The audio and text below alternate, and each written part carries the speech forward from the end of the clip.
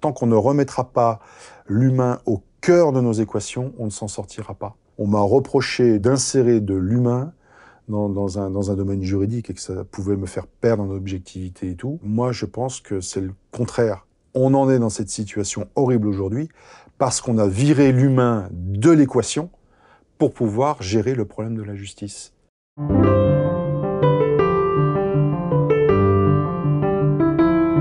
Pour la première fois dans Dialogue, je reçois un flic. Mais pas n'importe quel flic.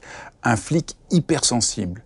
Un flic hypersensible qui, du coup, ne lâche rien. Avec obstination, avec ténacité, il résout des enquêtes oubliées, ce qu'on appelle des cold cases. Comment faire face au mal? Comment ne jamais renoncer? Comment garder sa dignité? Comment réparer le monde? Voilà quelques-uns des thèmes que nous allons aborder. Vous allez voir, c'est passionnant. Bonjour Raphaël.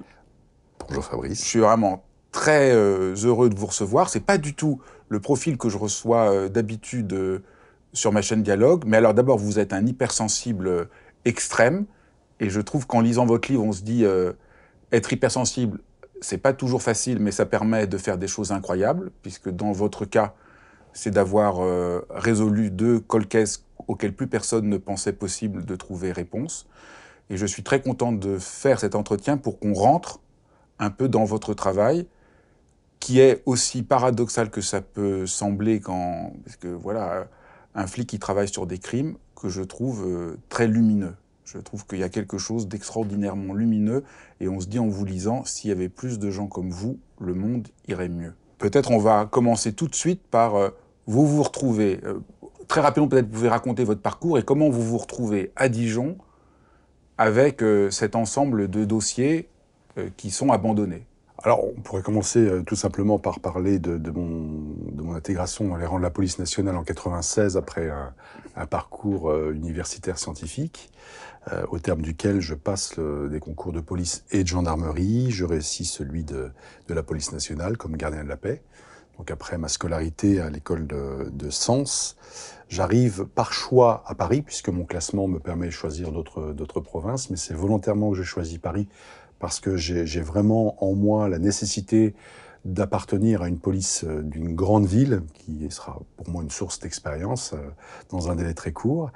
Je commence dans un arrondissement cosmopolite, celui du 19e arrondissement de Paris, donc avec beaucoup de tâches de policiers de base, de la garde statique, mais aussi de la police secours, de la prise de plainte, des violences familiales.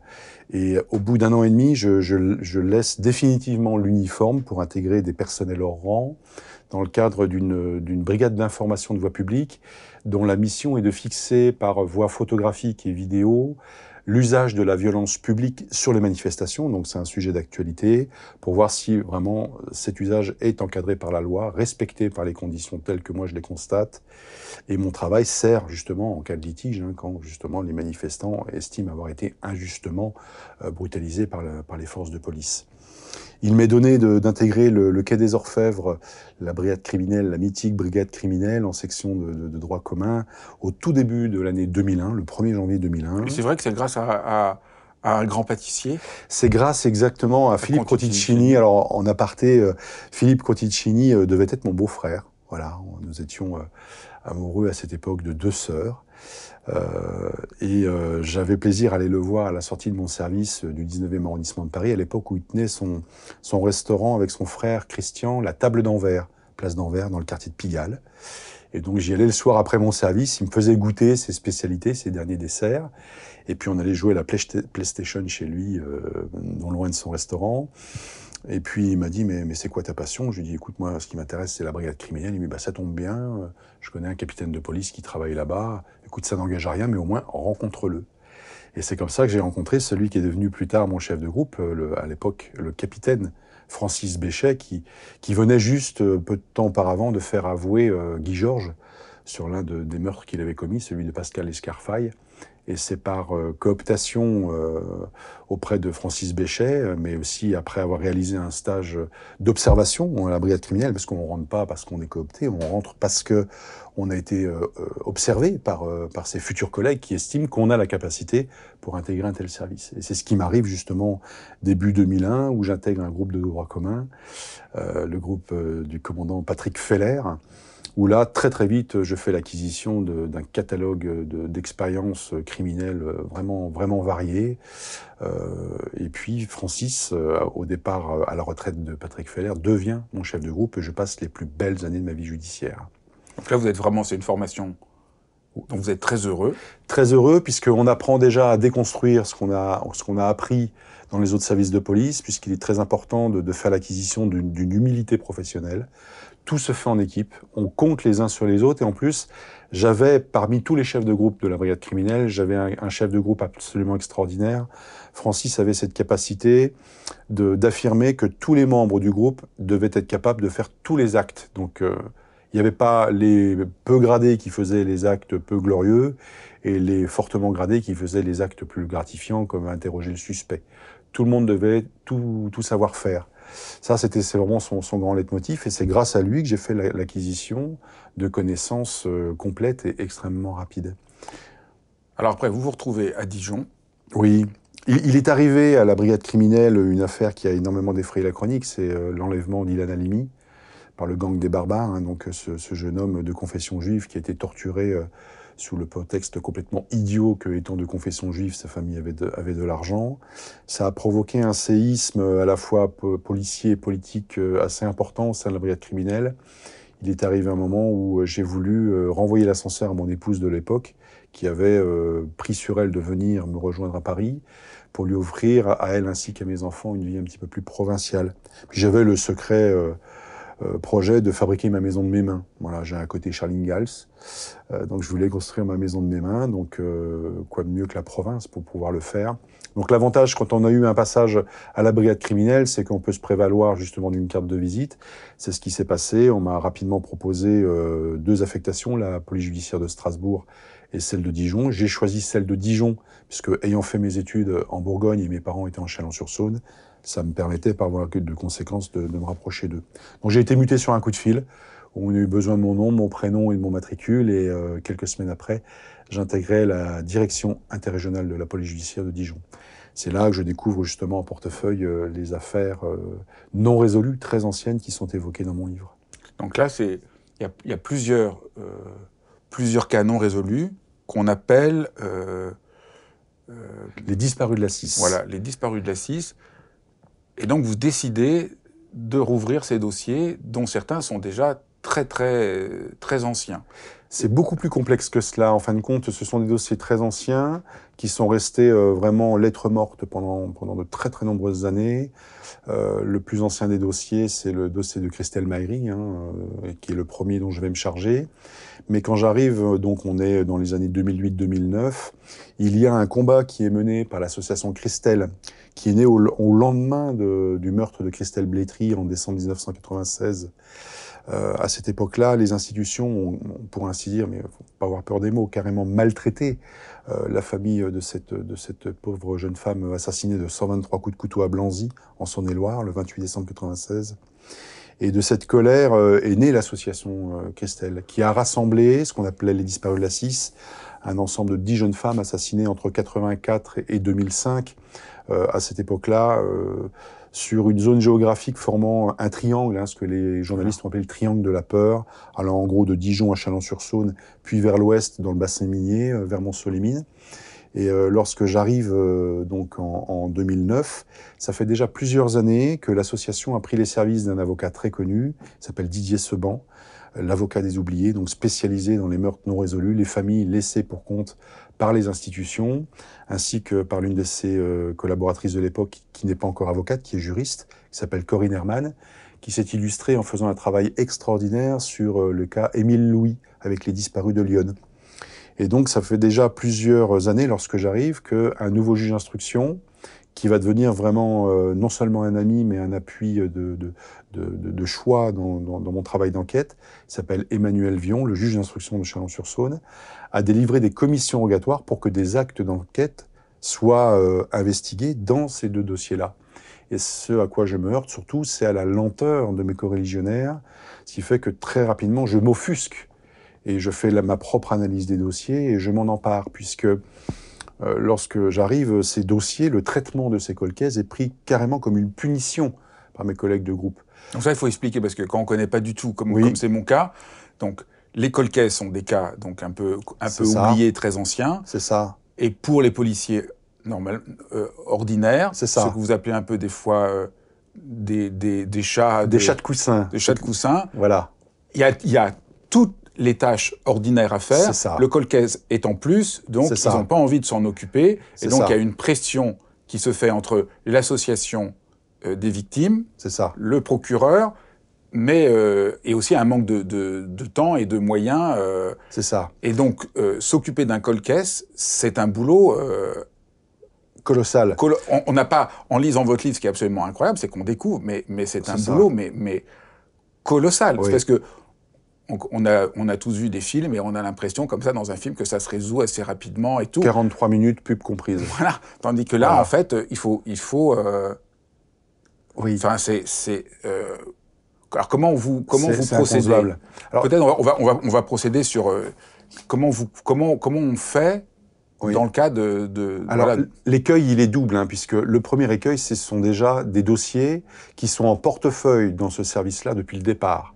C'est-à-dire que depuis le départ, la PJ de Dijon a le dossier Christelle Maïri, et depuis le départ, la PJ de Dijon a le dossier Christelle Blétry. Donc, si vous voulez, il y a un manque d'objectivité. C'est ce qu'on appelle l'effet tunnel.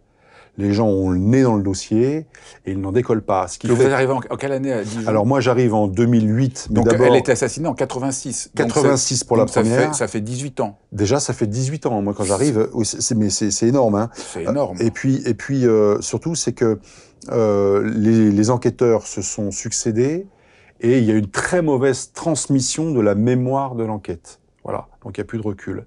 Et deuxièmement, comme vous l'avez souligné à juste titre, ce ne sont pas des services d'enquête qui ont pour activité principale le traitement de ces dossiers anciens. Donc ce sont des dossiers qui ont, si vous voulez, la même importance qu'un caillou dans le fond d'une chaussure. Et il faut bien les traiter. Et comme l'association qui s'est mise en colère a pris un avocat et à grands coups de renfort de médias sert d'aiguillon pour faire bouger l'institution, ça devient du poil à gratter. Donc, avec cette pression qui est exercée, mais aussi avec l'oreille attentive et humaine du juge d'instruction, des actes sont demandés par voie de commission rogatoire. Donc, c'est ce qui met en demeure les services de police de se mettre au travail. Mais c'est pas pour autant que les gens l'acceptent, parce que d'abord, l'actualité se déchaîne. Donc, quand un enfant est enlevé, quand une femme est assassinée, il faut le traiter, bien évidemment, avec l'urgence qui s'impose, mais il faut aussi faire le reste, puisque il m'est demandé d'aller en rencontre de ces familles-là, avec le message suivant, c'est bon, il faut qu'ils comprennent que tout ce qui a été policièrement et humainement possible de réaliser l'a été fait, l'enquête a été bien menée, bon maintenant ça suffit. La dernière fois qu'on s'est vu avec les familles, c'est dans le cabinet du juge, on s'est fait limite insulter, donc il faut que ces gens comprennent que maintenant il faut qu'ils fassent leur deuil, et que nous on a un travail à continuer. Et vous acceptez pas ça? Pas du tout, parce que... C'est ça l'obstiné, c'est que vous acceptez pas ça. Pourquoi je l'accepte pas? Parce que, bien évidemment, pour moi, j'entends la phrase de départ, tout ce qui était possible humainement et policièrement a été réalisé. Donc on m'envoie avec ce message-là. Et moi, avec l'héritage du 36 que j'ai reçu, et puis aussi mon honnêteté et mon individualité intellectuelle, j'étudie moi-même le dossier, et sur mon temps personnel, puisqu'il ne m'est pas donné de temps supplémentaire, je pose des congés pour pouvoir m'imprégner du dossier, et moi, mon analyse ne rejoint pas du tout celle de mes collègues. Donc, on m'envoie porteur d'un message qui est un mensonge, en fin de compte. Et de par ce que j'ai reçu, surtout pour tout ce qui concerne l'altruisme et puis la transparence dont doit se revêtir un fonctionnaire de police, qui est inscrit au code de déontologie, je ne me vois pas aller soutenir le regard des victimes et leur dire maintenant vous êtes gentil, vous allez faire votre deuil. Donc je décide de prendre sur moi, de rentrer directement en conflit, pris entre le marteau de la souffrance des familles et l'enclume extrêmement dur de mon institution. Et ça, je savais d'entrée de jeu que ça allait être un combat qui allait me coûter ma peau.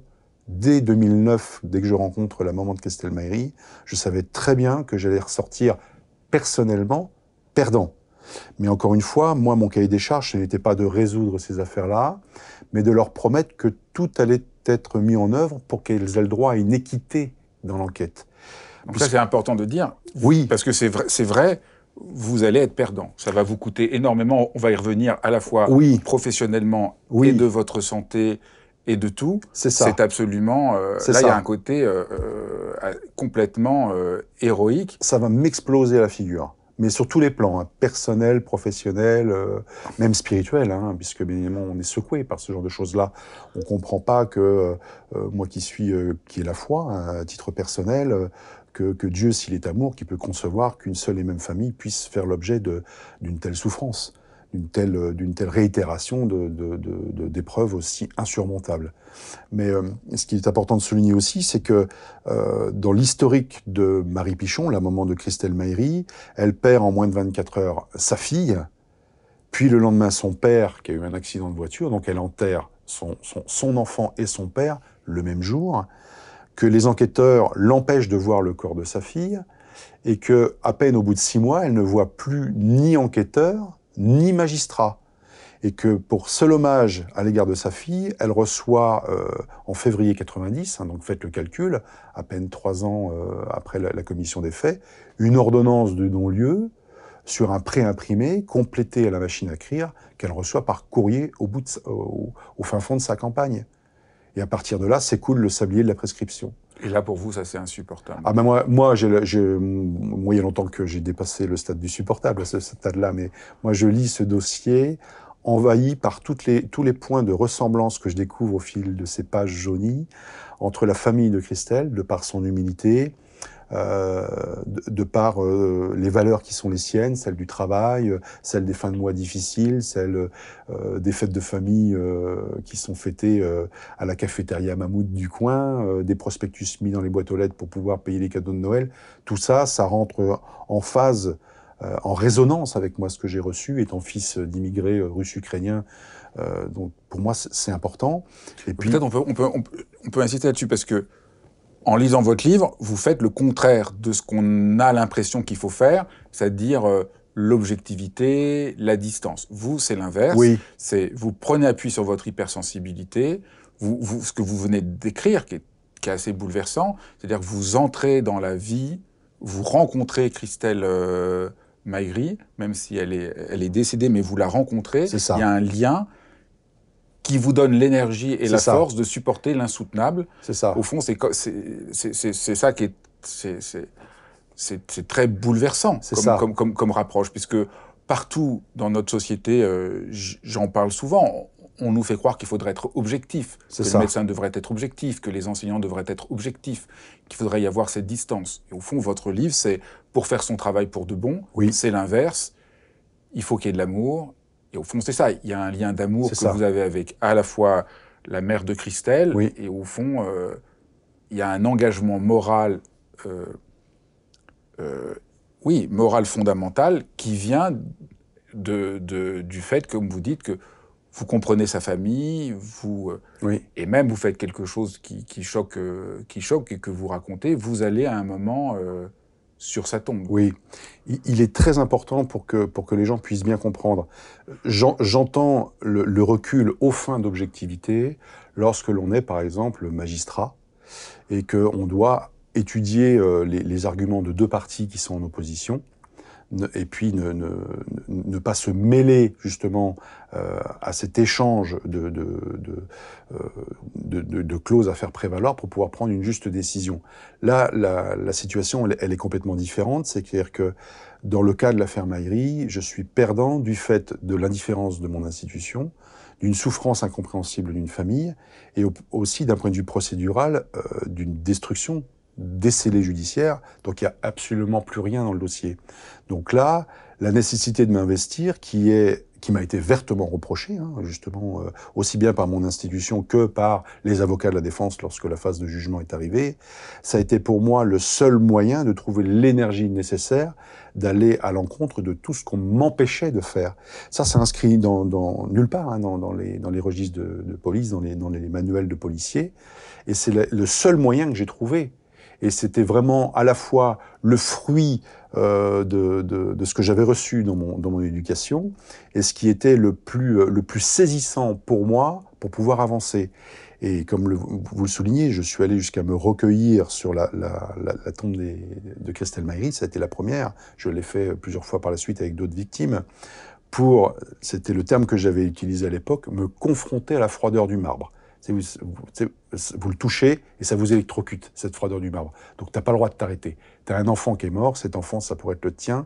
T'as pas le droit d'écouter les grincheux, t'as pas le droit de t'arrêter à des textes qui seraient là pour porter atteinte à ton manque de probité, à ton manque de discernement, à ton manque de recul, puisque là, moi, tel que je le vivais avec mes coreligionnaires, cette pseudo-prudence, c'était pour moi de la lâcheté, c'était une façon de se cacher derrière leur incapacité à faire ce que moi, j'ai accompli par la suite, et c'était en fin de compte qu'une esquive, c'était un pas de côté. Moi, je l'ai très vite analysé. Et eux se sont retrouvés, si vous voulez, comme des lapins pris dans la lumière des phares. Ah, il a compris où est-ce qu'on voulait en venir. Il a compris que ce qu'on lui opposait comme étant quelque chose de vertueux, de républicain, en fin de compte, c'était un faux semblant, c'était une posture. Parce que ça, c'est très important. La rigueur de la pensée n'est pas inséparable de la profondeur des émotions, de l'engagement moral et éthique. Et au fond, c'est ça que votre livre et que votre parcours montrent, c'est que nous, on est complètement égarés dans des fausses, dans une manière de, dans une pensée très abstraite au fond. Parce Oui. qu'on voit en même temps, c'est pas parce que vous êtes hypersensible qu'il y a cet engagement Oui. éthique, qu'il y a cette manière dont vous êtes bouleversé, ça n'empêche pas une précision. Bien sûr. Alors la précision, peut-être on peut rentrer dedans, mais la précision, c'est fou parce que votre travail, c'est de tout reprendre, oui, sans savoir à l'avance ce qui va être utile. Exactement. Et donc vous êtes obligé d'avoir une connaissance du dossier. Donc vous racontez ça, tout votre temps, c'est ça, libre, passe à essayer de comprendre le dossier. Ça. Et c'est ça. Juste pour comprendre la fondation, c'est que pour moi, je partais du postulat qu'en France, on essaie de résoudre le problème du cold case en le prenant par la fin. C'est-à-dire, on se dit, on a un certain nombre de cold cases dont on est bien incapable de donner le nombre. C'est ça qui est quand même dingue. Et on doit les résoudre. Moi, je prends le problème de l'autre côté en se disant, un cold case, au début, c'en était pas un. Donc c'était un dossier nouveau qui venait de tomber à la une du journal sur la scène de crime gérée par des enquêteurs. Et pour tout un tas de phénomènes qui ne sont pas toujours les mêmes, qui ne relèvent pas forcément d'une mauvaise volonté ou d'un manque de moyens, ces dossiers nouveaux sont devenus des cold cases. Et il est important déjà de trouver où est-ce que ça a dysfonctionné. Voilà. Et pour ça, il faut éviter de mettre la poussière sous le tapis. On a une part de responsabilité dans la multiplication des cold cases qu'on a connues sur les 20-30 dernières années, et ça, il faut le regarder en face. Donc à partir de là, n'étant pas à même de juger mes prédécesseurs, ça n'a jamais été dans mon intention primaire, puisque si j'avais été à la place de mes prédécesseurs à l'époque, j'aurais peut-être pas fait aussi bien, j'aurais peut-être même fait pire. Donc voilà, mon intention primaire, c'était simplement tout reprendre et tout reprendre à zéro, et comme il ne m'était pas laissé de temps, je l'ai fait sur mon temps personnel. Et à partir de là, ma lecture, elle est exhaustive, elle est, mais elle est affamée. C'est dingue, parce que donc, par exemple, vous lisez toute la presse, oui. On pourrait dire pourquoi, mais en fait, parce que si vous rencontrez possiblement le criminel, oui. c'est important de savoir ce qui a été dit officiellement, ça. de ce qui n'aurait pas été dit et qui pourrait être un léger indice qu'il pourrait dire. Donc, il faut que vous sachiez parfaitement, il faut avoir une mémoire aussi... Oui. Alors ça fait partie justement de mes caractéristiques un petit peu personnelles. J'ai fait une revue de presse exhaustive, donc presse écrite, presse radio, presse télévisée, puisqu'il y avait, comme vous l'avez souligné, des éléments qui avaient été divulgués. Donc là, il y aurait beaucoup de choses à dire sur ce que les autorités représentées généralement par le procureur de la République dévoilent au public et ce qu'on garde secret. Il faut toujours essayer de réfléchir au fait qu'un dossier peut devenir un cold case. Donc là, il est important de savoir ce qui reste secret. Et effectivement, ça s'est avéré payant par la suite, puisque j'avais connaissance de tout ce qui était encore secret et tout ce qui avait été dévoilé. Donc le jour où je me suis retrouvé avec celui qui finalement sera condamné pour ça, Jean-Pierre Murat, et qui m'a dévoilé des choses qu'il ne pouvait pas connaître, sauf en étant soit enquêteur, soit meurtrier, et que l'enquêteur c'était moi, forcément il s'est pris les pieds dans la moquette. Donc peut-être on peut présenter Christelle. Bien sûr. C'est une jeune fille de 16 ans. Oui, une jeune fille de 16 ans. Donc, elle vit dans un couple recomposé, formé de Yves Pichon et de sa maman Marie Pichon. Elle a une grande sœur qui se prénomme Pascal, qui est majeure déjà au moment des faits, qui a 18 ans. Et puis elle a une demi-sœur, Delphine, qui a 9 ans au moment des faits. Christelle est très amoureuse d'un prénommé Michel qui est en pension à Dijon, donc à une centaine de kilomètres de là. Elle a redoublé sa classe de 3e, donc elle est au collège de la Croix-Monnaie au Creusot, un bassin minier. Donc c'est une région de Saône-et-Loire qui a brillé par le passé grâce à la famille Schneider, hein, donc qui était à la pointe donc de l'industrie à la fin du 19e siècle. Mais là, on est un peu en phase de paupérisation des classes moyennes. Donc elle vit dans un immeuble où elle s'est installée depuis un peu plus d'1 an avec sa famille. Ses parents sont gérants d'une station-service. Pour arrondir les fins de mois, sa maman met des prospectus dans les boîtes aux lettres. Christelle lui prête la main. Et puis, elle a pour passion de devenir palefrenière. Elle est amoureuse de tout ce qui touche à l'équitation, tout ce qui touche au cheval. Et puis, elle est donc à quelques jours des vacances de Noël. Et la veille donc de son meurtre, son grand-père, qu'elle aime tant, qui s'est occupé d'elle quand elle était petite, a un accident de voiture. Et donc, il est hospitalisé à l'Hôtel Dieu, qui est situé à mi-chemin entre son domicile et le collège. Elle a un petit peu de mal à dormir. Sa mère donc lui donne un petit calmant pour l'aider à trouver le sommeil. Et le matin, en retard, le matin du meurtre, sa mère est obligée de la déposer en voiture au collège. Et la matinée s'écoule, elle est normalement censée rentrer pour déjeuner le midi, à la pause méridienne. Et à midi, sa mère commence à s'inquiéter, elle ne la voit pas. Ce qu'elle l'avait oublié, c'est qu'en raison d'une blessure récente à la main, elle a fini ses cours à 11 heures, elle a été dispensée de PS, et elle est rentrée à la maison, mais elle n'est jamais arrivée. C'est comme ça que les recherches sont lancées et que peu de temps après, une jeune femme qui sort son chien découvre le corps de Christelle dans une cave à vélo, dans un immeuble situé à 250 mètres de chez elle, criblé de 31 coups de couteau, en plein milieu de journée, à l'avant-veille des vacances de Noël. Mais Christelle était une jeune femme, une jeune fille d'abord très jolie, une très jolie jeune fille avec des yeux magnifiques, avec une famille très respectueuse des lois, absolument bien sous tout rapport, très amoureuse de son Michel, l'une des rares jeunes filles d'ailleurs de la cité, hein, donc ce qui n'a pas manqué d'attirer l'attention de tous les jeunes garçons. Et ça a été un point d'importance quand j'ai interrogé Jean-Pierre Murat plus tard, puisqu'il s'arc-boutera sur le fait qu'il ne la connaissait pas, qu'il ne savait même pas à quoi elle ressemblait, ce qui était absolument impossible dans le quartier. Et puis, justement, affairé ne s'occupait que de son Michel, à écouter de la musique. Donc, je retrouve encore, notamment dans les correspondances qui n'ont jamais été étudiées, écrites par Christelle à l'intention de son Michel adoré, tout ce qui, moi, a bercé mon enfance. Hein. Donc, je retrouve des types de vêtements, des modèles de voitures, des titres de chansons, des groupes qui nous ont fait vraiment danser quand j'avais le même âge. Alors, comment vous avancez comment ça avance pour... Qu'est-ce qui va être décisif et qui va vous faire avancer? Alors, ce qui est vraiment décisif, et ça, il faut les souligner entrée de jeu, c'est que bien évidemment, j'aurais étudié le dossier de façon complète et à plusieurs reprises. Et il arrive pour moi le moment qui est incontournable, qui est celui de rencontrer les familles des victimes. Il faut savoir, c'est que la dernière fois que Marie Pichon avait vu un enquêteur pour une audition, c'était le 19 décembre 1986. Et là, moi, je suis à l'été 2009. Ça fait 23 ans. Donc, je propose de rencontrer Marie. Je la rencontre. Elle me demande de ne pas la rencontrer chez elle, mais oui, chez sa fille. Elle est réticente, on comprend. Il y a une réticence. C'est vrai qu'il y a une froideur, parce que, bien évidemment, avec l'association qu'elle a rejoint, parce qu'il a fallu que Christelle Blétry soit tuée 10 ans plus tard. C'est ça qui est ironique. Même prénom, même mode opératoire. Pratiquement 10 ans jour pour jour. 2 jeunes filles qui portent le prénom de Christelle sont tuées. Et il faut que la colère de la famille de la deuxième conduise à la création d'une association pour qu'on remonte dans le passé pour aller chercher Marie Pichon, 10 ans auparavant, dans les ténèbres de la nuit, pour l'aider à mener son combat. Donc vous voyez, tout ça, ça rentre en ligne de compte. C'est la fondation de mon travail. Sans ça, je ne faisais rien. Donc je vais pour rencontrer Marie chez sa fille aînée à Paray-le-Monial, chez Pascal. Bien évidemment, les premières minutes sont froides. Donc moi, je suis d'un abord très facile. Et puis surtout, c'est que je n'ai jamais mis en avant ma carte tricolore ni mon arme de service en disant, voilà, je suis un personnel omnipotent, omniscient, ou voilà, les gens dépendent de moi. Non, au contraire, moi, j'étais plutôt redevable auprès de ces familles qui acceptaient de me rencontrer au nom d'une institution qui était honnie, déjà. Ils ne voulaient pas plus entendre parler de la police. Et bien évidemment, moi, j'explique d'où je viens. Je fais un peu la même chose que j'ai faite avec vous. J'explique un peu mon pédigré, ce que je propose de faire, qui n'a pas été fait par mes prédécesseurs.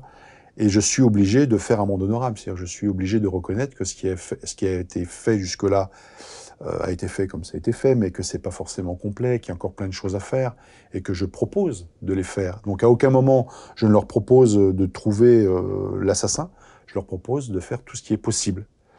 Et je passe un contrat de confiance avec Marie, je lui dis écoutez, non seulement je vais le faire, mais en plus, comme pour moi, ce qui me saute le plus aux yeux, c'est que vous avez été laissé seul. Parce qu'en plus de perdre son enfant, d'avoir tous les souvenirs de son enfant qui sont écrasés, vous êtes toute seule, vous n'êtes même plus soutenue par des institutions qui sont normalement payées pour vous soutenir. Et là, c'est une atteinte directe à notre triptyque républicain. Ce qui est intéressant, c'est que je vous posais la question, qu'est-ce qui a été déclencheur pour trouver l'assassin, et là, on voit à nouveau, vous ne me donnez pas un élément décisif dont on va parler, mais d'abord, cette dimension humaine. C'est ça. Parce que c'est inséparable. Donc ça, c'est mon vraiment essence, c'est mon carburant. C'est ça, c'est absolument... C'est mon carburant. C'est très, c'est très impressionnant. Sans ces familles, sans cette association, je ne serais arrivé à rien. Je vous le dis. Et vous dites une phrase qui m'a beaucoup bouleversé. Vous dites, j'ai choisi un métier qui expose un spectacle, à son spectacle le plus cruel, mais en chercher la cause et les circonstances me réparent. C'est ça. Donc là, au fond, ça répare le monde, ça répare... Oui. Il y a quelque chose de cet ordre-là. Si on a dans une dimension un peu éthique ou un peu spirituelle, c'est ça. Au fond, ce que vous essayez de faire, c'est réparer le monde. Il y a des gens qui l'ont abîmé et vous essayez de le réparer. J'essaie de réparer l'humain. Et c'est ce que me dira bien après Marie. Dernièrement, elle me l'a dit. C'est pas qu'il m'a redonné le goût de vivre, mais il m'a redonné le goût de mieux vivre. Et ça fait toute la différence, puisque moi, quand je vais l'interroger, je passe un engagement avec elle, c'est de la tenir au courant de ce que je vais faire. Donc, bien évidemment, de par le travail de l'association, il y a plein de nouveaux axes d'enquête qui sont proposés. Il y a des lettres anonymes, il y a des coups de fil anonymes, il y a des gens qui s'improvisent détectives quand on parle de plein de fausses pistes aussi. Plein de fausses pistes.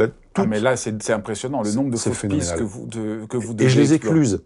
Oui. Et je m'engage à les écluser, même si, de par mon œil d'enquêteur, j'en vois arriver une, je me dis, celle-là, c'est juste pas possible. Je fais exploser toutes ces certitudes. Je ne peux pas m'arc-bouter sur une certitude devant des gens qui ont souffert de la sorte. Ça aurait été vraiment inconcevable. Mais surtout, c'est que je m'engage à la tenir au courant de ce que je fais ou de ce que je ne peux pas faire, au rythme d'environ une fois toutes les 3 semaines, soit par un coup de fil, soit par un mail, soit par une visite. C'est-à-dire que là, pour mémoire, en 2009, je reprends le dossier vraiment à cœur à partir du printemps, je la rencontre l'été, et je me mets à travailler dans le dur à partir de fin août. Et dès le 8 septembre, alors que je redescends d'une mission à Paris, je suis sur l'autoroute, je suis dérouté pour l'évasion de Jean-Pierre Trébert de la maison d'arrêt d'Auxerre. Donc à partir de là, tous les axes d'enquête que j'avais mis en place, donc d'aller faire des vérifications sur tel ou tel individu, sur telle coupure de journal, ou qui évoque l'interpellation d'un gars dont le profil pourrait correspondre, je suis obligé d'appeler Marie, je l'appelle directement, ou je l'appelle Madame Pichon. Voilà, j'ai prévu ça, mais je peux pas le faire parce que vous avez vu les informations, Jean-Pierre Trébert s'est évadé, mon institution ne me laissera jamais continuer à travailler là-dessus. Il est normal que je sois au plus proche de mes collègues, parce que je reste le membre d'un groupe actif d'enquête en matière criminelle, donc je peux pas jouer les snipers. Et là, la réaction de Marie, ça a été de dire, en voyant que je tenais ma parole et que je la tenais au courant, ce que je lui disais était recevable, était justifiable. Elle m'a dit, il n'y a pas de problème, monsieur Nedilko, j'ai confiance en vous, dès que vous pouvez, revenez vers moi. Et cette habitude qu'ils ont pris de recevoir des messages, ça va devenir un peu leur béquille. Et ça va les tenir tellement que lorsqu'on va arriver à l'épilogue de cette histoire, qui est donc la condamnation en appel de Jean-Pierre Murat, Marie me dira cette phrase qui m'a transpercé d'une flèche. Elle me dit, maintenant que c'est terminé, vous allez m'oublier. Et là, je lui dis, hors de question, Marie. Il y avait un lien qui s'est créé entre-temps. Et encore au jour d'aujourd'hui, je peux vous dire que je passe pas jamais plus de 3 semaines, on est en 2023, je passe jamais plus de 3 semaines sans lui donner un coup de fil. Et si je le fais pas, j'ai le droit à un rappel à l'ordre. Et comment vous arrivez sur la piste de Jean-Pierre Murat? Alors, déjà, il y a un long travail donc de reprise du dossier. Et lorsque je lis le dossier, je vois que Jean-Pierre Murat est évoqué, et c'est là que c'est dingue, hein, c'est là qu'il faut vraiment se poser des questions sur la pertinence et l'efficacité de nos services enquêteurs.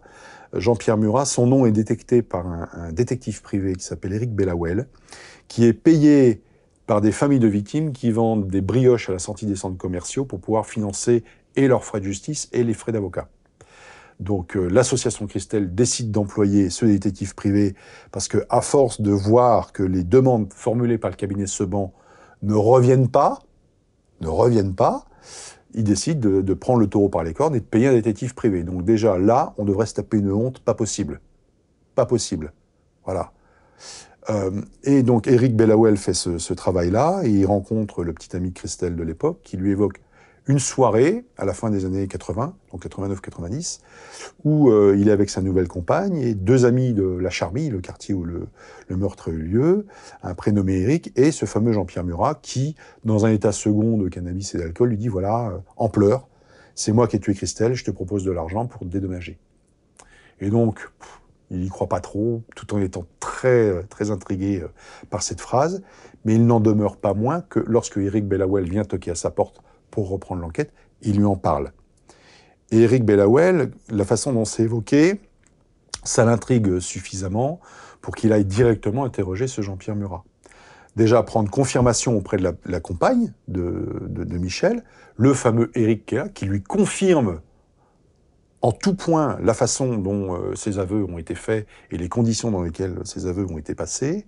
Et il va rencontrer Jean-Pierre Murat et il rencontre quelqu'un d'extrêmement bizarre, dont le souci principal est de savoir où en est l'enquête.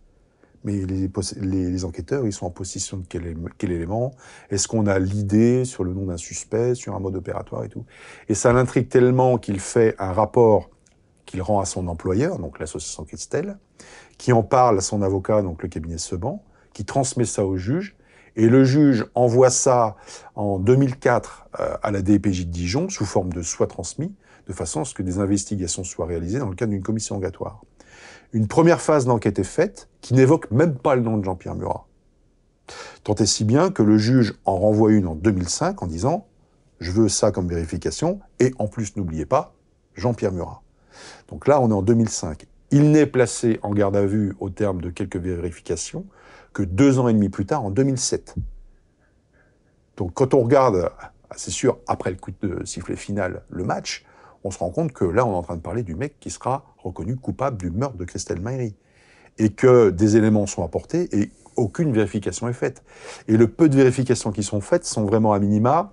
C'est-à-dire que la première chose que je fais, moi, en fixant le microcosme de la Charmille, c'est que je récupère les noms d'absolument tout le monde. Donc je fais des archives des HLM, des OPHLM, pour savoir qui habitait, quand est-ce que commence le bail, quand est-ce que se termine le bail, est-ce qu'ils avaient un véhicule, est-ce qu'ils avaient un box, la composition de la famille, est-ce qu'ils avaient des gens...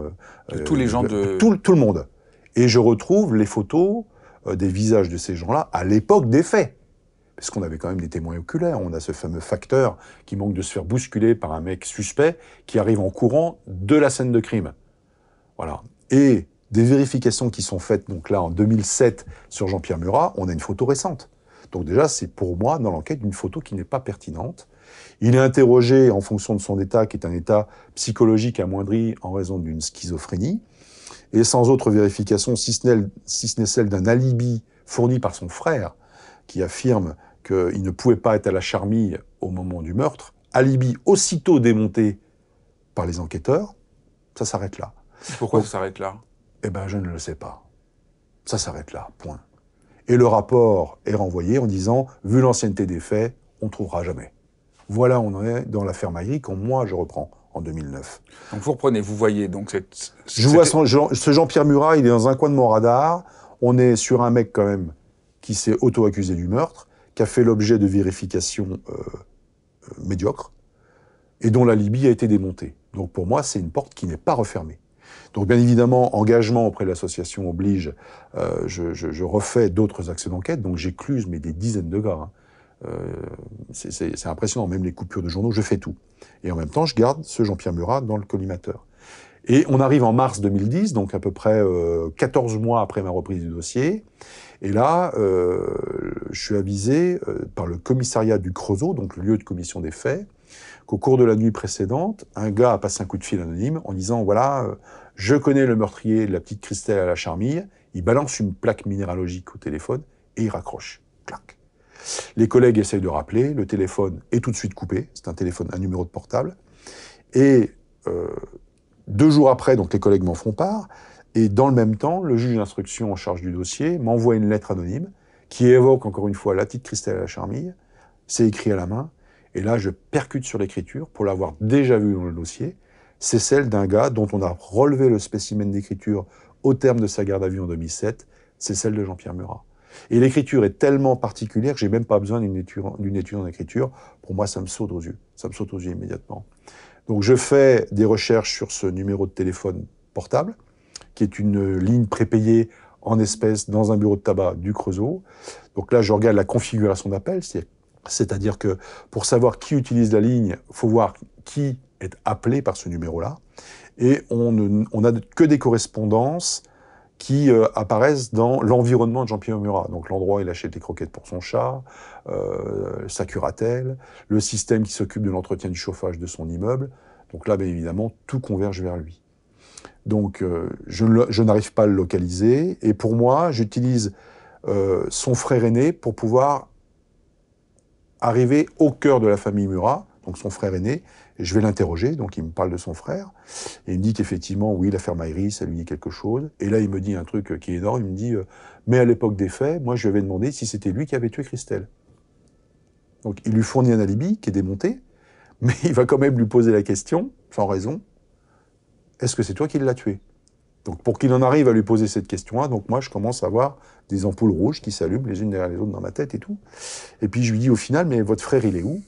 Il me dit, bah écoutez, c'est bien simple, là il est hospitalisé sous contrainte dans un hôpital psychiatrique de la région, puisque au mois de mars, il est allé dans une station-service parce qu'il entendait des voix qui le traitaient, qui l'insultaient lui et notre mère.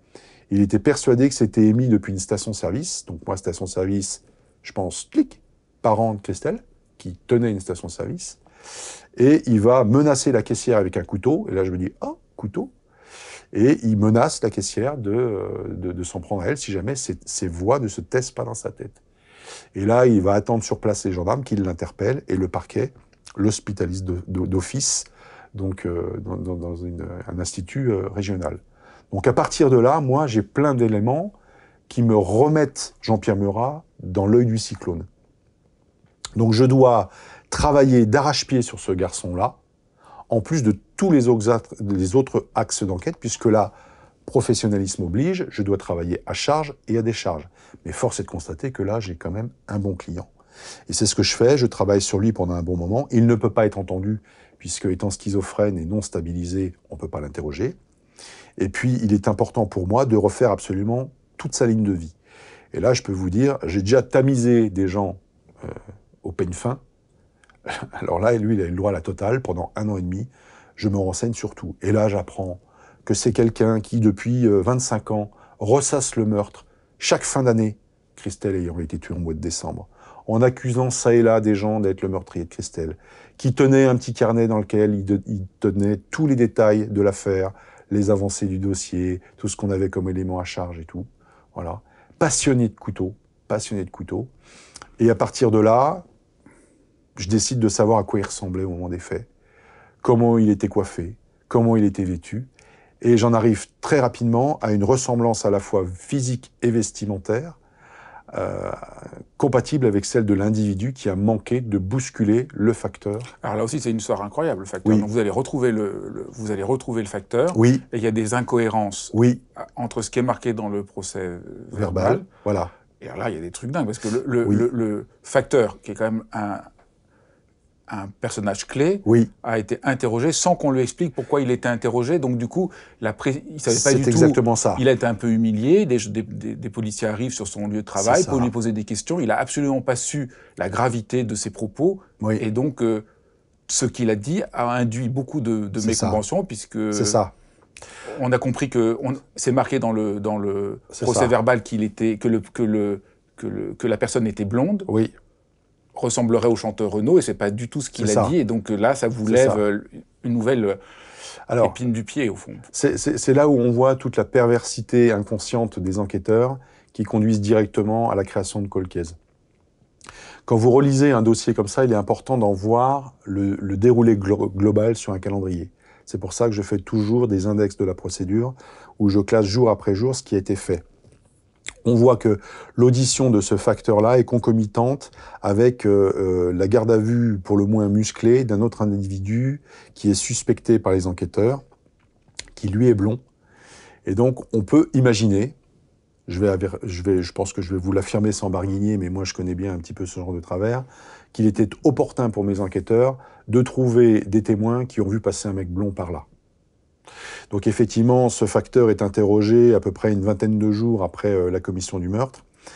Il est préposé des postes, c'est-à-dire que c'est quelqu'un qui n'est pas de la Saône-et-Loire, qui ne connaît pas son trajet, et qui va donc être interrogé sans qu'on lui donne le cadre juridique. Donc il ne sait pas qu'il est entendu sur commission rogatoire et qu'il est entendu sur une commission rogatoire ouverte pour homicide.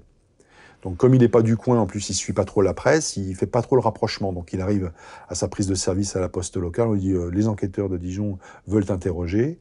Et moi il me le dira longtemps après, moi j'étais comme ça. Et en plus, c'est non seulement sur la description on a un problème, mais aussi sur le timing on a un problème. C'est-à-dire il avait pour obligation de respecter un délai pour arriver à distribuer tout son courrier. Il maîtrisait pas son parcours, donc il a donné comme heure d'arriver en bas de ce petit chemin, au manque de se faire bousculer, l'heure théorique qu'il était censé respecter. Et moi, il me le reconnaîtra bien plus tard, on est dans les années 2012, qu'en fin de compte, et le gars, il a plus de 50 ans, hein, donc il a affaire à un homme comme vous et moi. Bah, écoutez, j'ai pas osé leur dire à l'époque, mais j'étais franchement à la traîne. Donc là, on n'était pas à midi 15, midi 20, comme je l'avais dit, mais plutôt dans le 40-45. Et là, moi qui avais refait X fois le chronométrage entre le moment où Christelle quitte le collège et le moment où elle arrive à l'endroit où elle est attrapée pour être entrée dans cette cave et tuée à coups de couteau, j'ai refait X fois le chronométrage en intégrant le fait qu'elle mesure 1,56 m, qu'elle avait un sac sur l'épaule, qu'il pleuvait, que sur le chemin, puisque son petit copain avait reçu une lettre à Dijon, c'est qu'elle avait dû poster cette lettre-là. Donc j'ai localisé toutes les boîtes aux lettres qu'il y avait sur le chemin, ceux qui avaient, au moment où je fais le chronométrage, mais savoir ceux qui avaient aussi à l'époque. Donc je regarde, je dis là, je remonte l'avenue, je me dis tiens, il y a une boîte de l'autre côté. Donc elle a dû traverser pour pouvoir aller poster sa lettre afin de pouvoir revenir, voilà. Il y a les feux rouges, il y a la circulation routière. Donc si ça s'est fait un jeudi vers 11h20 quand elle quitte l'école, il faut que je fasse ça un jeudi à 11h20 quand elle quitte l'école pour avoir le même taux de circulation de véhicules.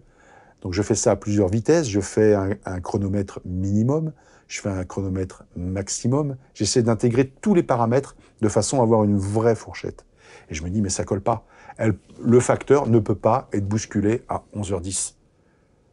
Même en courant, il ne peut pas être bousculé à 11h10.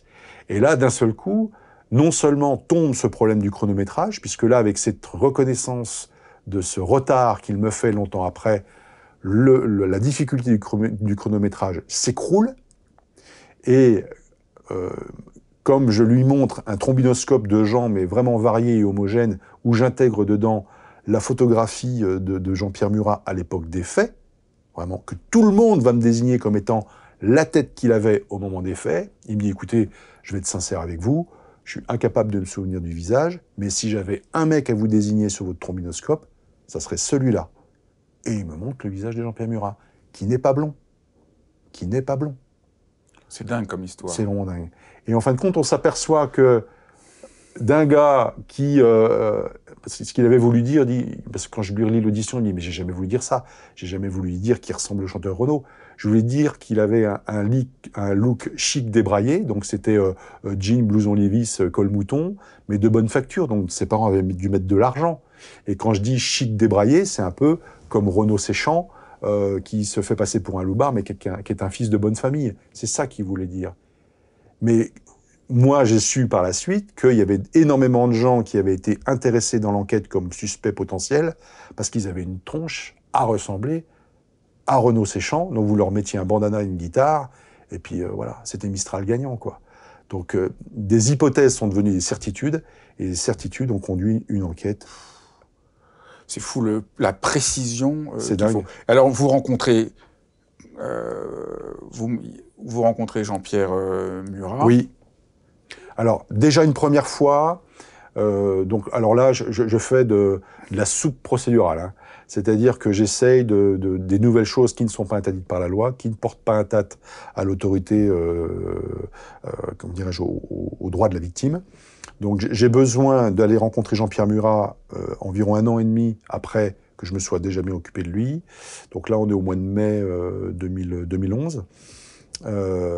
Pour rencontrer le personnage, pour savoir à qui j'ai affaire, et puis surtout à bien discuter avec lui de façon à ce que ça m'apporte du biscuit.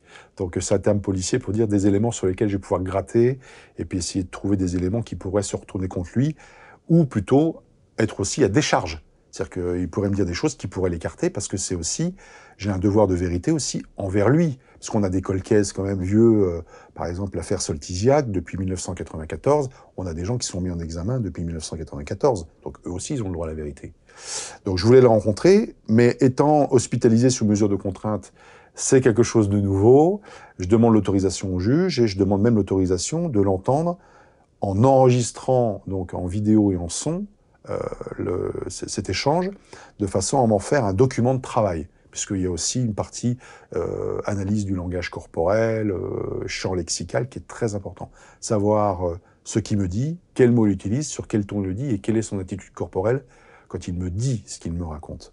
Donc je vais le rencontrer au mois de mai en compagnie de ma chef de groupe, et donc le gars arrive, mais vraiment les mains dans les fouilles, très, très décontracté, de façon à bien me faire comprendre que, il sait pourquoi je suis là, et qu'il va me claquer au visage l'assurance de ne pas être le meurtrier, qu'il n'a rien à se reprocher.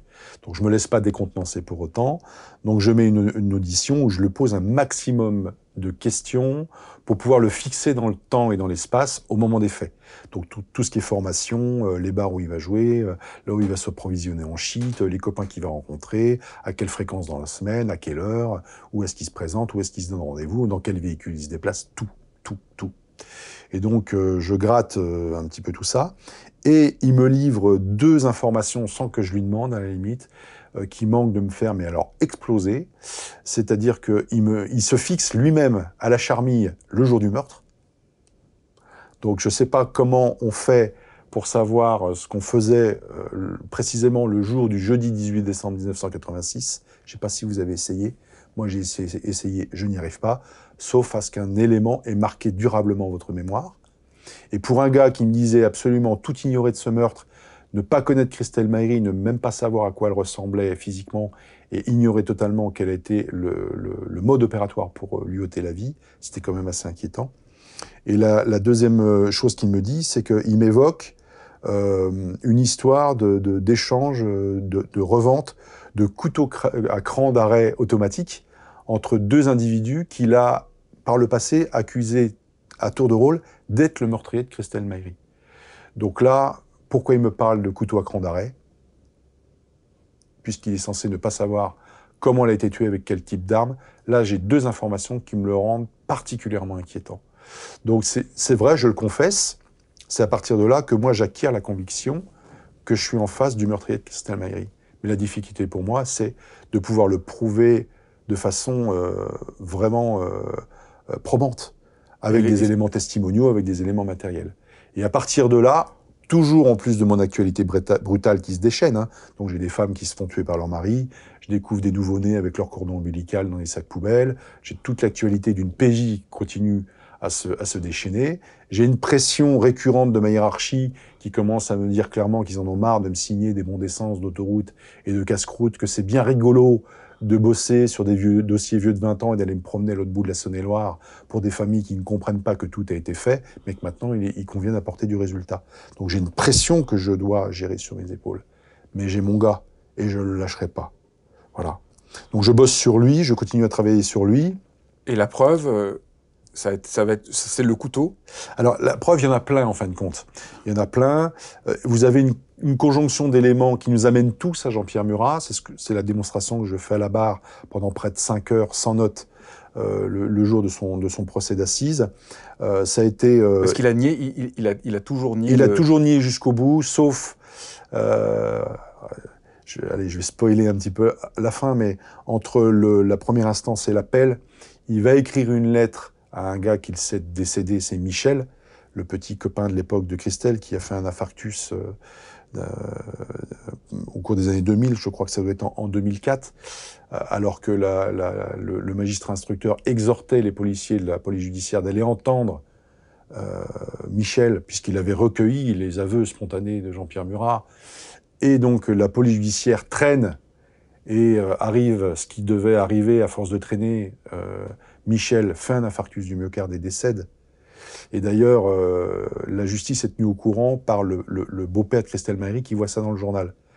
Quand on voit la coupure du décès à son avocat, qu'il l'envoie au procureur, et le procureur foudrage, engueule la PJ en disant « mais maintenant, expliquez-moi, hein, maintenant on peut plus l'entendre et tout ». Donc ça, c'est tous les à côté de l'enquête qui apparaîtra pas dans la procédure, mais dont moi, je suis avisé parce que je vais fouiller là où il faut fouiller.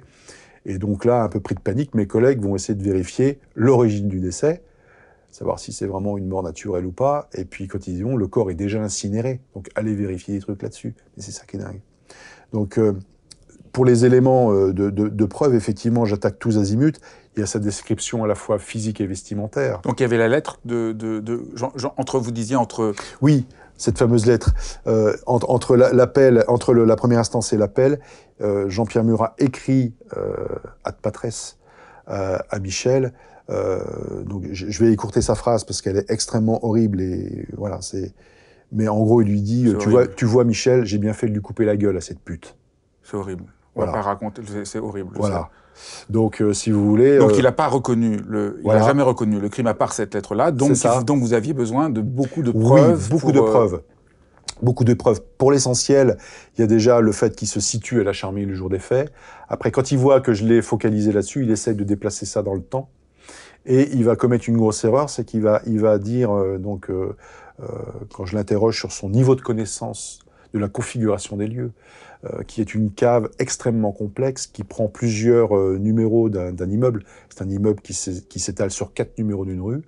Donc vous avez l'entrée de sous-sol d'un bout de l'immeuble jusqu'à l'autre bout de l'immeuble. Et là, vous avez plein de compartiments, vous avez des pièces, vous avez des box, vous avez des caves, c'est hyper complexe. Et le corps de Christelle est au milieu de tout ça. Or, dans ma revue de presse, l'endroit exact de la position du corps n'est précisé nulle part.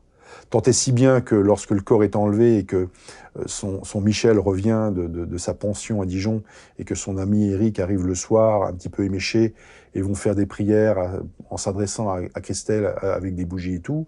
Moi, j'ai interrogé ce fameux Eric qui est le seul survivant. Je lui dis, mais Eric, quand vous avez prié l'âme de Christelle dans les heures, les jours qui ont suivi sa mort, est-ce que vous saviez où était le corps ?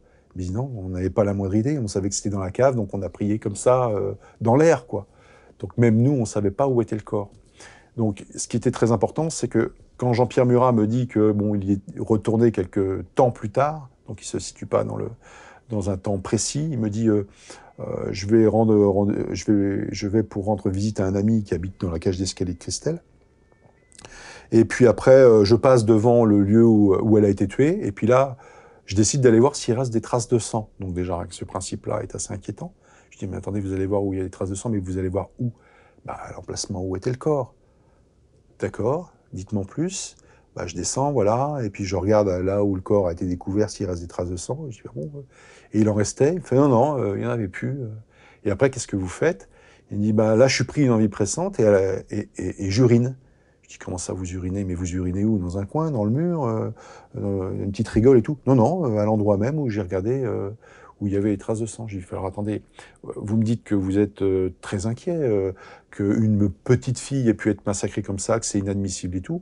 Vous allez voir, par une certaine curiosité malsaine, hein, excusez-moi, s'il reste des traces de sang sur cette scène de crime, vous regardez à l'endroit même où il y a le corps, donc je ne dis pas qu'il n'est pas censé le savoir, je le laisse sur sa lignée. Vous voyez qu'il n'y a plus de traces de sang, et là, pris d'une envie soudaine, vous urinez à l'endroit même où il y a le corps. Et après, vous faites quoi ? Bah, je m'en vais. Voilà. Et le problème, c'est qu'on fait une reconstitution avec le juge un petit peu plus tard, mais avant cela, je propose au juge de réaliser un plan à l'échelle. Donc, vous voyez, je m'improvise même architecte. Hein. Donc, je fais un plan à l'échelle de la configuration extrêmement complexe de la cave.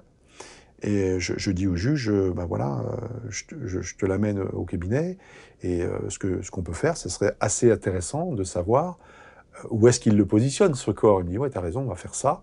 Donc je lui fais le plan, et donc il l'interroge officiellement avec son avocat. Donc il est extrait de l'hospitalisation d'office.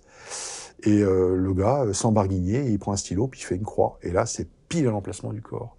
Donc là, Personne ne savait. Personne ne le savait. Voilà. Donc là, déjà, c'est un élément qui est assez probant. Et puis, dans les autres éléments aussi, c'est que je fais une étude de toutes les mains courantes depuis les années 70 jusqu'à la fin des années 90. Donc, ce sont des mains courantes, donc ce sont ces déclarations que les usagers font dans les commissariats qui, à l'époque, ne sont pas dématérialisées. Hein, ce sont sur des registres jaunis, remplis à la main. Donc, pour moi, un seul moyen d'accéder à ces documents, c'est d'aller aux archives départementales qui sont à Mâcon, et je me fais extraire des racks entiers, donc des centaines de registres, que je vais pendant des semaines éplucher un par un, lire. Donc ça prend des semaines et des semaines. J'y vais du matin jusqu'au soir, dans l'incompréhension de ma hiérarchie, bon, qui me laisse faire parce que je suis pris un peu pour un dingue, mais on me laisse faire. Et puis je suis assez déterminé pour qu'on ne m'empêche pas de le faire, pour essayer de trouver un nom, une plaque minéralogique et tout. Et donc je trouve rien de particulier de ce côté-là. Et puis il arrive à un moment où je découvre que Jean-Pierre Murat est allé à plusieurs reprises pour se présenter spontanément dans les services de police locaux pour évoquer Christelle. Et là, il l'évoque en disant bah, je l'aimais bien comme une voisine, elle me plaisait bien, j'aurais bien voulu sortir avec elle, mais je n'ai jamais osé lui adresser la parole. Donc là, ça tordait le cou au fait qu'il ne la connaissait pas, il ne savait pas à quoi elle ressemblait. Et là, il évoque sa convoitise de Christelle. Et là, on commence à avoir une sorte de mobile qui apparaît. Donc, mobile pour un jeune de 19 ans à connotation sexuelle, déjà, il y a une signification d'une possible frustration. D'autant qu'elle était connue pour remettre en place les gens qui s'approchaient d'elle parce qu'elle était amoureuse de son Michel. Mais elle était connue aussi pour avoir un couple, pour vivre un couple avec un jeune de 19 ans et elle 16 ans, avec lequel ce jeune homme, elle avait déjà eu des relations intimes. Et c'est une licence à cette époque-là qui fait des envieux. Donc Jean-Pierre Murat aurait pu effectivement en profiter. Donc je bosse énormément là-dessus. Et puis je bosse aussi sur, et ça a été là le coup de force, qui n'avait jamais été produit en France et à ma connaissance n'avait jamais été reproduit depuis, ça a été de travailler sur un couteau qui est découvert le long du chemin de fuite de cet individu qui manque de bousculer le facteur en bas de cette côte. Hein. Donc c'est à mi-chemin entre le lieu de commission du meurtre et l'endroit où est positionné le facteur. C'est un fameux couteau à cran d'arrêt automatique, dont Jean-Pierre Murat est absolument friand, qui est découvert en février 87 après la fonte des neiges, voilà, qui a été expertisé par un simple envoi à la pharmacie du coin. Donc déjà, l'analyse scientifique, déjà à l'époque, elle était très mauvaise. Ça avait même choqué les enquêteurs de l'époque, qui m'en ont fait part, que j'avais rencontré sur leur lieu de retraite. Et c'était un couteau qui avait, pour moi, 3 intérêts.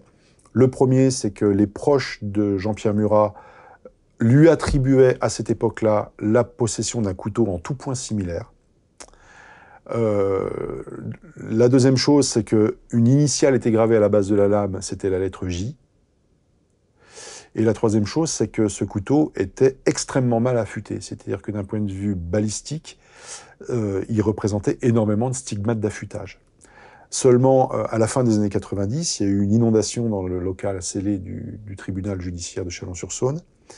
Et le concierge qui avait la charge de la gestion de ces scellés-là, voyant l'ancienneté des fiches de scellés, est parti du principe que plus personne n'aurait besoin de ces vieilleries, et les a prises et les a foutues à la benne.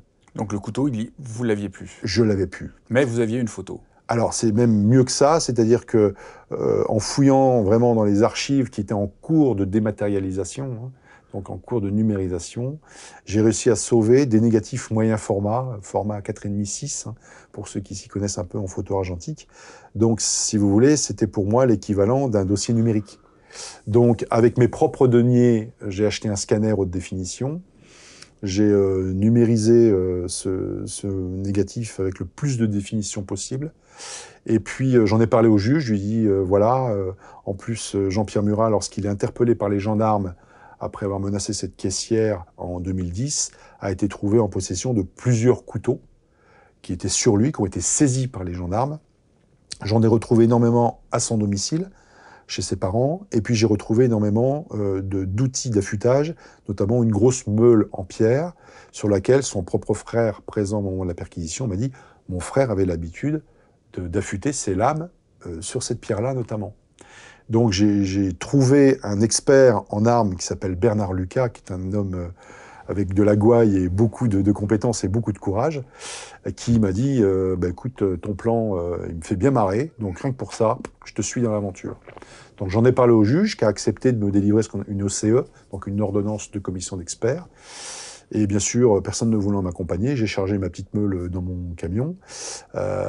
J'ai pris tous mes scellés, j'ai récupéré les scellés de la gendarmerie, après m'être assuré que les couteaux que j'avais de la part de la gendarmerie, on avait la certitude que c'était des couteaux qui appartenaient à Jean-Pierre Murat, mais également affûtés et utilisés par Jean-Pierre Murat. Ça permettait d'asseoir le postulat selon lequel les stigmates d'affûtage présents sur toutes ces lames-là étaient imputables à Jean-Pierre Murat et à personne d'autre, qu'il était donc l'utilisateur et l'affûteur de ces couteaux-là.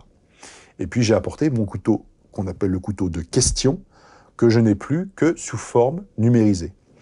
Et là, mon Bernard Lucas, il fait son travail et il me rappelle au bout de quelques semaines, il me dit, écoute, pour moi, banco.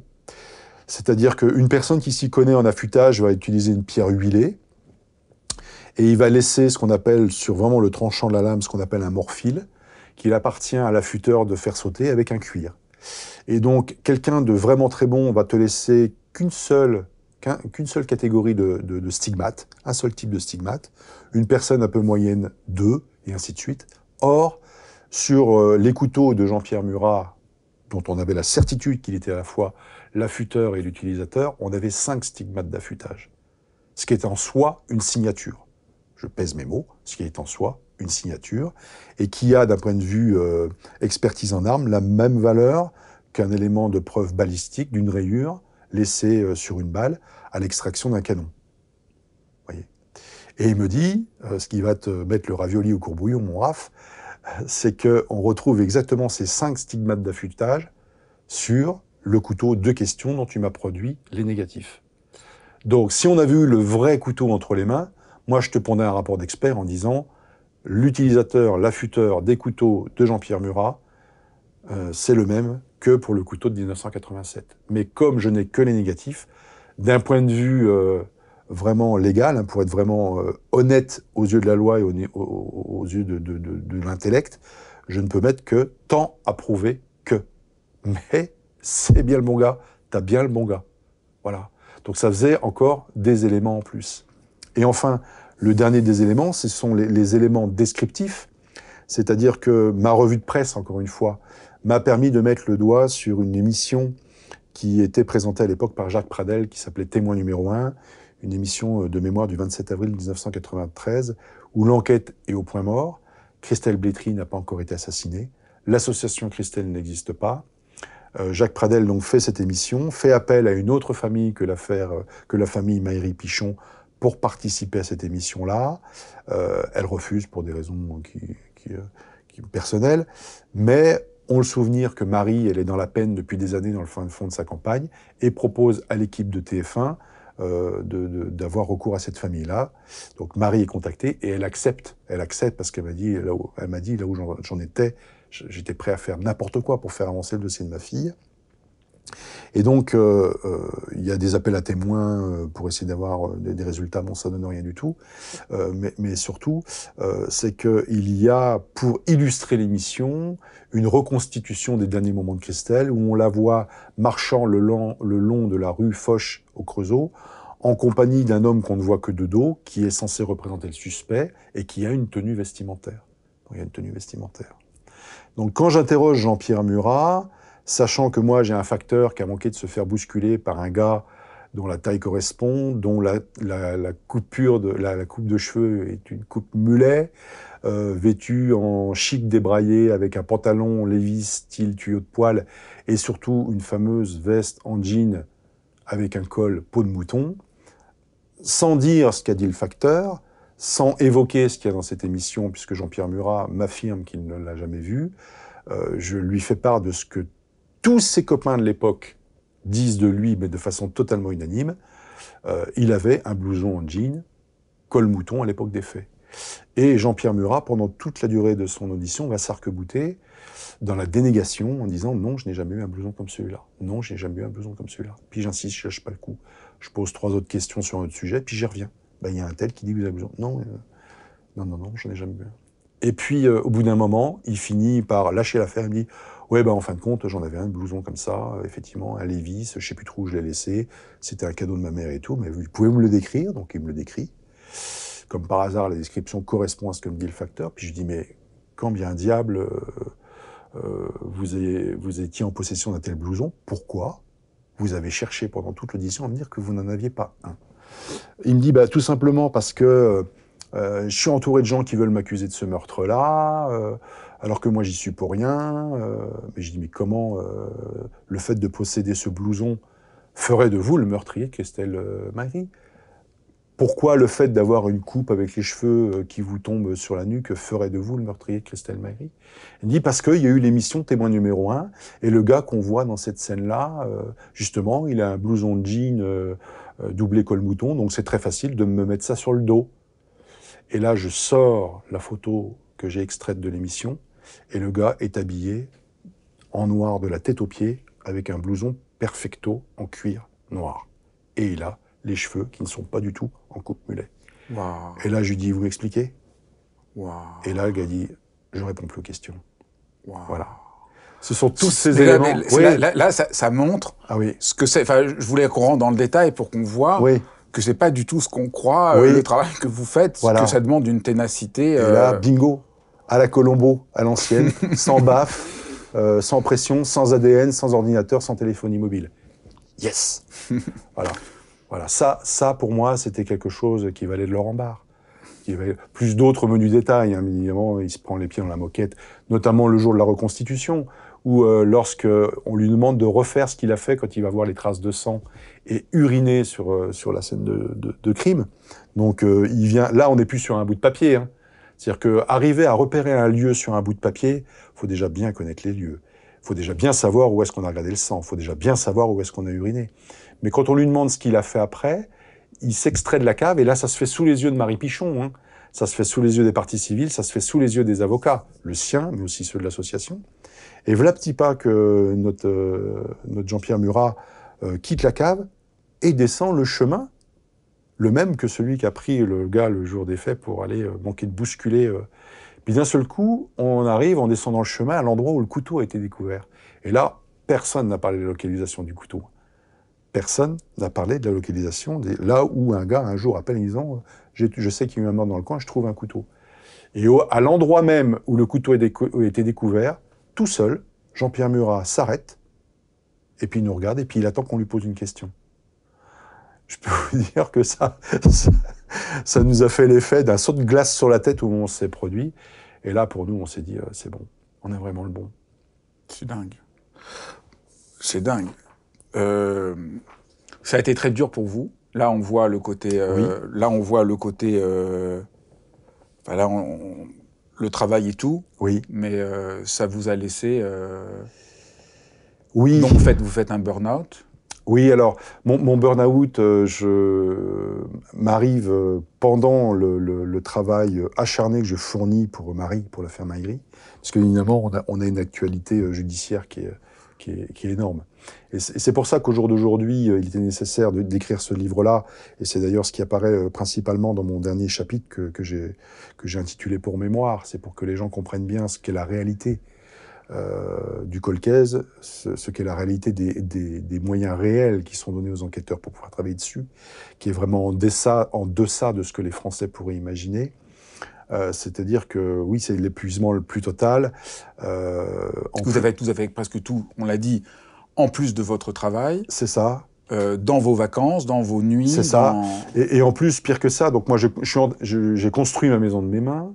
En 2009, quand j'arrive, je reprends le dossier. Mon cousin Olivier, dont je parle dans le livre, est assassiné d'un coup de couteau en plein cœur.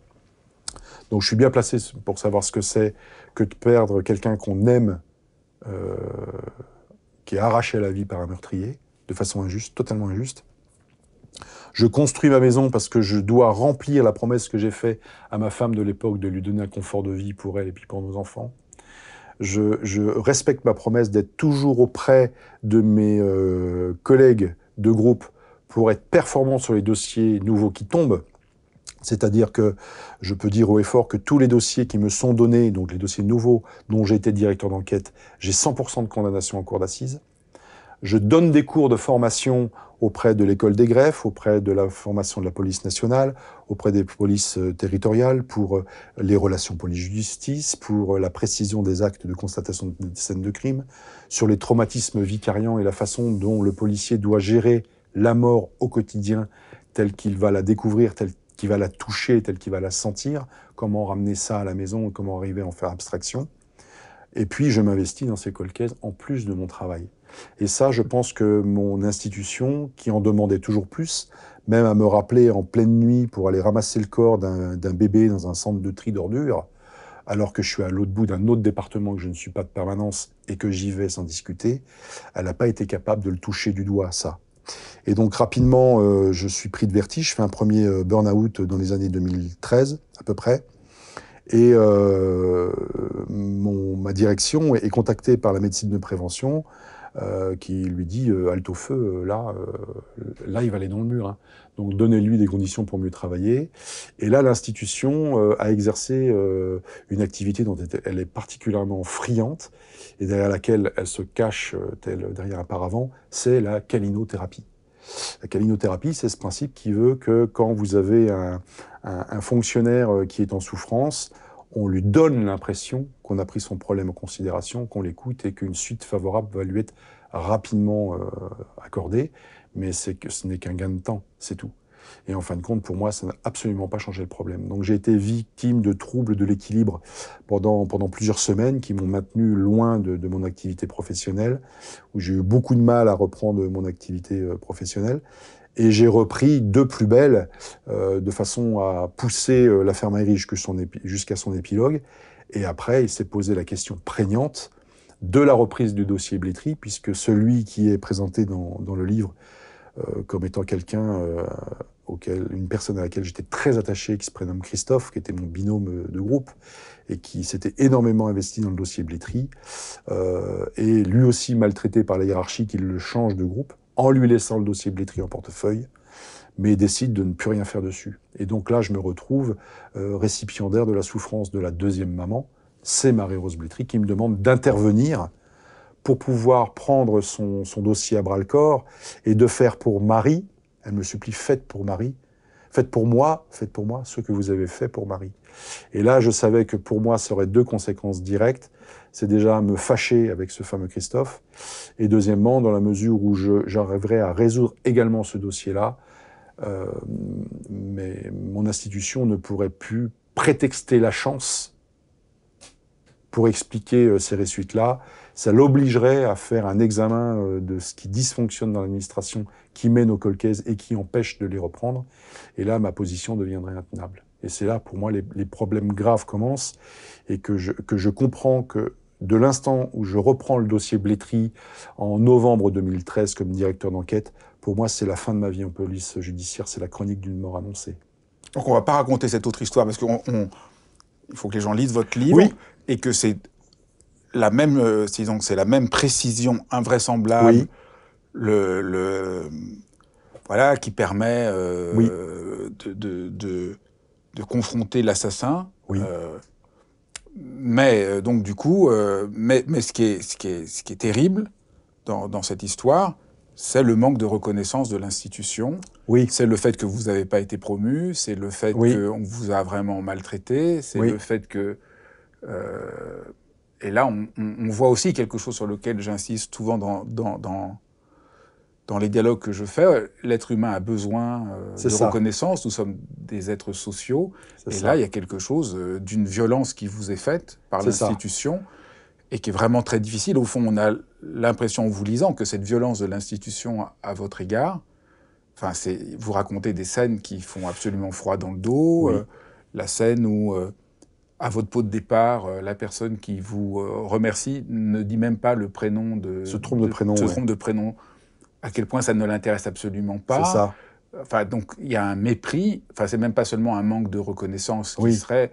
Mais on sent que l'institution, loin de dire oui, que vous êtes un peu un exemple et que, au fond, typiquement, comme beaucoup d'hypersensibles, vous faites bouger les lignes et vous montrez comment avancer et que ça oui, pourrait servir pour faire que l'institution se réforme et aille plus loin. oui, Au contraire, là, il y a quelque chose, oui. mais qui est une faute grave. Au fond, on pourrait dire qu'il y a une faute grave de l'institution à C'est votre égard. Vous ne pourrez pas dire ça vous-même, mais en vous lisant, on se dit, c'est quand même pas possible. C'est une faute grave et elle est collective c'est vrai elle est arrivée à son paroxysme au moment du règlement des comptes, c'est-à-dire les jugements rendus et puis les demandes de mutation effectuées.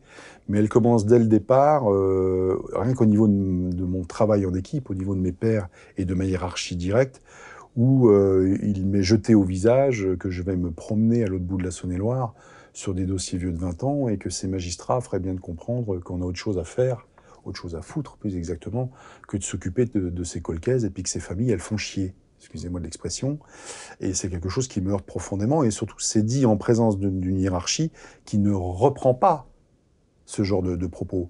Moi, si j'avais eu ce genre de collègues-là dans mon groupe dirigé par Francis Béchet au 36 quai des Orfèvres, je peux vous dire que ça aurait ronflé. Hein.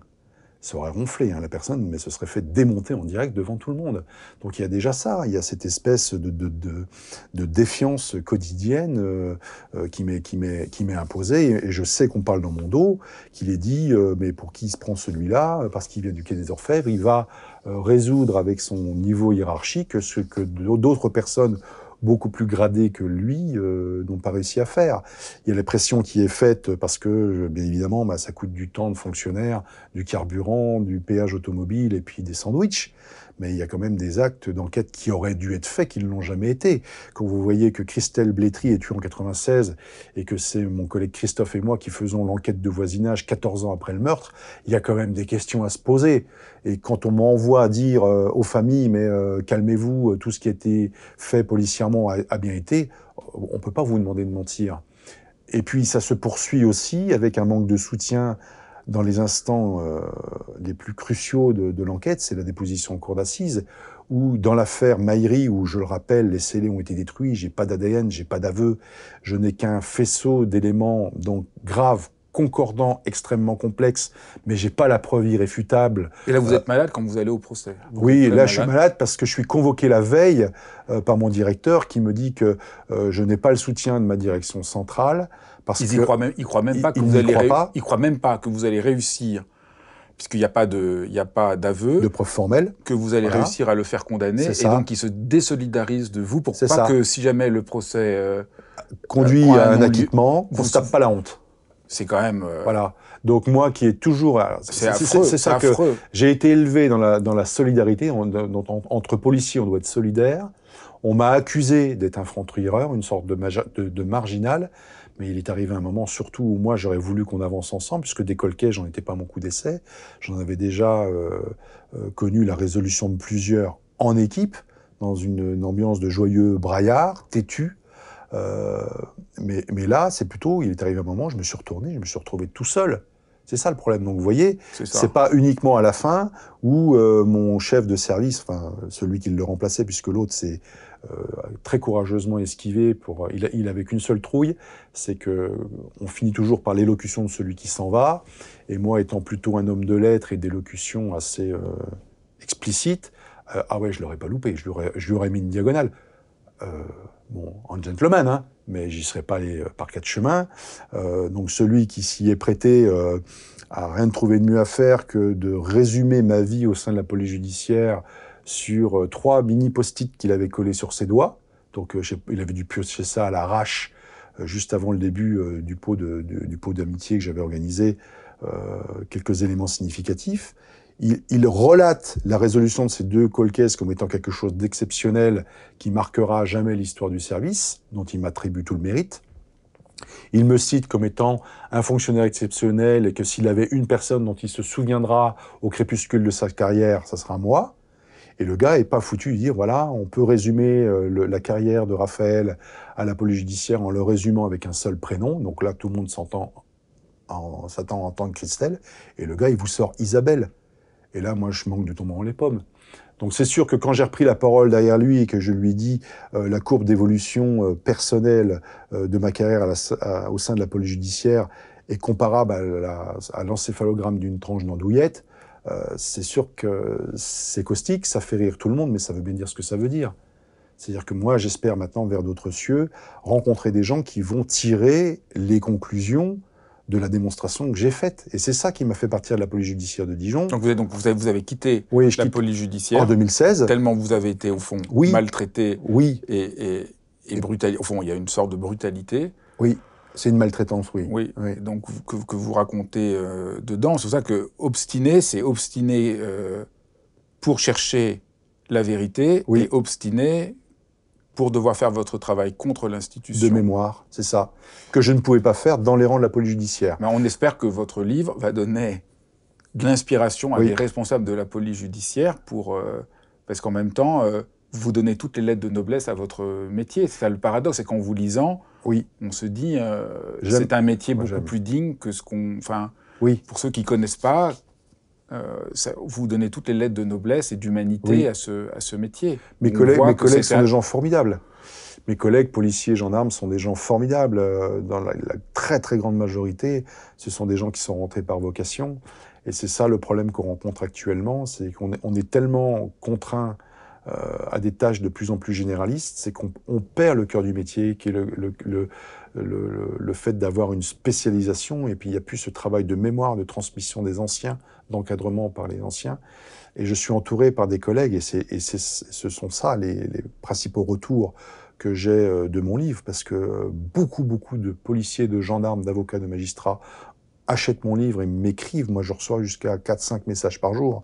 J'ai même des gens qui m'envoient le livre au commissariat pour que je le dédicace. Et ils ont glissé une enveloppe timbrée pour la réponse.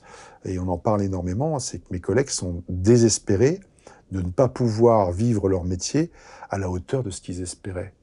Et je pense que le malaise dans la police, il est là aussi. Le malaise dans la société en général, parce que c'est la même chose pour les soignants, c'est la même chose pour les enseignants. Exactement. Les gens souffrent non pas d'avoir trop de travail, mais de ne pas pouvoir faire leur travail comme il faut, qu'on les empêche de faire leur vocation, ce qui pourrait aider le monde. Vous avez d'autant plus raison que je vais rebondir sur une phrase que vous avez dit tout au début.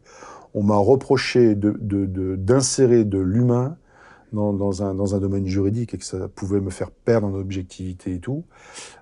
Moi, je pense que c'est le contraire. On en est dans cette situation horrible aujourd'hui parce qu'on a viré l'humain de l'équation pour pouvoir gérer le problème de la justice. Et ça marche pas. Ça marche pas. Tant qu'on ne remettra pas l'humain au cœur de nos équations, on ne s'en sortira pas.